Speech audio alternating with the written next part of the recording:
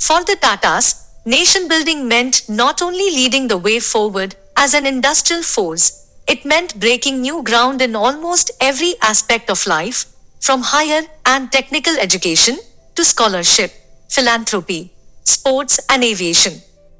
Apart from carrying forward the tradition of his father, Tata patriarch Jamsetji Tata, Sir Ratan Tata, 1871 to 1918, was also a connoisseur of art and very keen to leave an imprint on India's cultural legacy.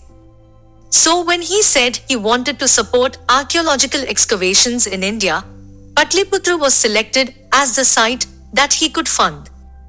The story of Sir Ratan Tata and his tryst with the great Mauryan capital is one of many short but inspiring stories in a new book, Tata Stories, 40 Timeless Tales to Inspire You, 2021, by Harish Bhat. The author has curated an engaging collection of stories about the Tata Group, whose history has often intersected with that of India. In an excerpt from his book, Bhat takes us back to the morning of 7th February 1913, when one of India's most famous archaeological discoveries was made, all because Sir Ratan Tata made it possible. Sir Ratan Tata, the younger son of Jamsetji Tata, founder of the Tata Group, lived more than a century ago. He played a remarkable role in excavating the ancient city of Pataliputra. The excavations that he championed and sponsored brought to life this great capital of the legendary Mauryan dynasty of India. Walk into history with me for a glimpse of this beautiful tale. Patna is one of the most ancient cities of India. Its glories have been celebrated in arts and letters by poets and kings. As early as the 1780s, historians had tried to establish a connection between modern Patna and ancient Pataliputra. Were these two cities really the same? Indologists had suggested different sites for the modern location of the ancient city, and as early as 1895, some trial digs had also been conducted in the vicinity of Patna. This was a dream project, not least because it held a piece of India's soul. The Mauryan dynasty, which ruled at Pataliputra, included the great Emperor Ashoka, whose memory is sacred to our country. Indeed, the Ashoka pillar, created by him, with its 4 lions and Ashoka Chakra, is today our official national emblem. Would these excavations unearth some more glories of Ashoka's kingdom? Unfortunately, the site proved too large and complex, and the Archaeological Survey of India, ASI, was terribly underfunded and could not undertake such a task on its own. By 1903, the British government of India was in no mood to sanction further expenses for deep digging. This is where Sir Ratan Tata stepped in. Sir Ratan Tata was, by then, a wealthy man of commerce and industry. He was a connoisseur of art, an aesthete, a philanthropist, and nationalist. He had donated liberally to the non-cooperation movement in South Africa led by Gandhi, and had also extended financial support to Gopal Krishna Gokhale to set up the Servants of India Society. He was also keen on restoring and preserving his nation's rich heritage. In 1912, Sir Ratan Tata indicated his keenness to support archaeological excavations in India and to rediscover for the country some of its precious history. After some initial discussions, Pataliputra was chosen as the site that he could support. He agreed to provide funds of 20,000 rupees a year, a large sum in those days, for an unlimited period of time. This would allow the ASI to undertake these excavations on a scale that it could simply not have imagined with its own resources. The excavations were led by the archaeologist D.B. Spooner after various terms were agreed upon between Tata and the government in 1913. Interestingly, Spooner was the first American scholar to work in the archaeological department of British India. He had been trained at Stanford University, worked in Japan, and had also attended the Sanskrit College in Benares, Varanasi.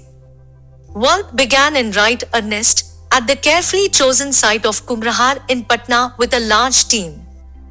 The ASI's report for 1913 says the maximum number of laborers at any one time was something over 1300.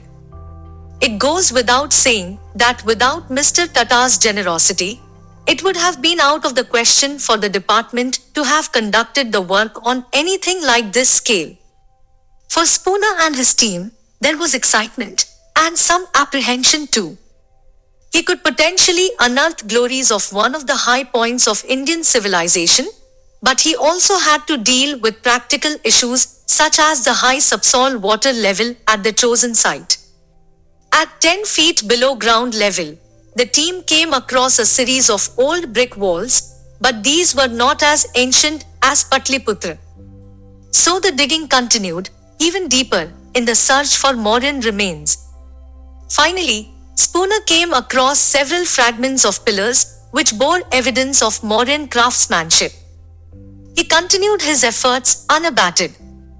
Then, on the morning of 7th February 1913, he was able to eventually piece together the plan of the grand ruins, with positions of several columns and pillars. This was a historic breakthrough.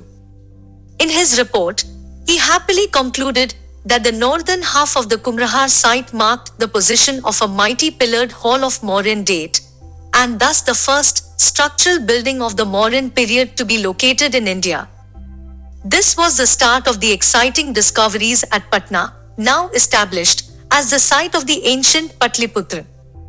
Over the next 4 years, the excavation yielded significant quantities of coins, plaques, and terracotta statuettes. The most important discovery was the location of Emperor Ashoka's 100-column throne room. Imagine for a moment the legendary emperor and his court and council in this mighty, historic hall. This was the glory of ancient India coming to life all over again. Sir Ratan Tata continued to support these excavations at Pataliputra, and his total contributions to the project amounted to 75,000 rupees. He also took an active interest in their progress and continued to remain in touch with Spooner on a range of issues of historical interest. Unfortunately, in 1918, Sir Ratan Tata passed away at the relatively young age of 47. The antiquities excavated at Pataliputra were bequeathed to the nation and are now housed in the Patna Museum as the Sir Ratan Tata collection. At this museum, these beautiful finds continue to speak to us every day about the incredible heritage of this ancient city. Sir Ratan Tata also owned a renowned collection of Jade and European art, which he generously donated to the city of Mumbai. This beautiful collection is now exhibited at the Chhatrapati Shivaji Maharaj Vastu Sangrahalaya, Prince of Wales Museum, where it shines as a feast for the senses. The voyage of restoring and nurturing India's art and heritage has been an ongoing journey for the Tata Trusts until today. Interestingly, in 2013, exactly a century after the Pataliputra excavations began, the Tata Trusts joined hands with the Aga Khan Foundation and the ASI to restore and rehabilitate Humayun's tomb in Delhi. The exact shades of the 5 colors used in the original tomb, green, lapis blue, turquoise blue, yellow and white, were developed by conservation architects, alongside other techniques, to establish new standards in Indian conservation. Our nation's rich cultural heritage is a part of its collective wealth. From the stately architecture of ancient cities and throne rooms to the bright colors of emperors' tombs to the vibrant art, craft, and literature of our regions, we need to nurture and preserve our culture and history for our future generations. By visiting a nearby museum, or ensuring that our children read our epics, or learning much more about our beautiful native traditions, crafts, and festivals, we can carry out our own small and interesting excavations too. There is a Pataliputra in each of our homes.